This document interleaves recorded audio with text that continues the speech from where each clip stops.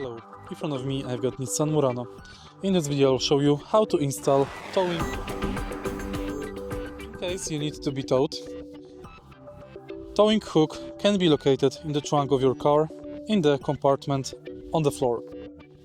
Now take a look at the front of the bumper.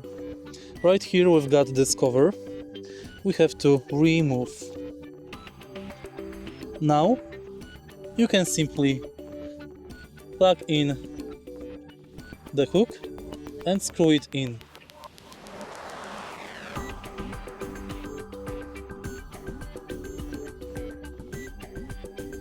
It's far right there, so make sure to aim correctly.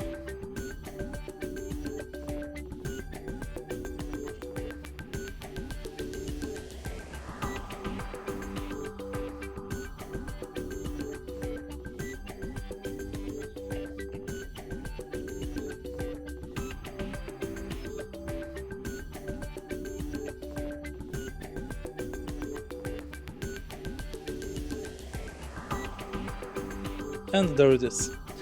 Once you aimed it, you have to screw it right side. To unscrew it, simply screw it left. If you find this video helpful, please leave like, comment and subscribe.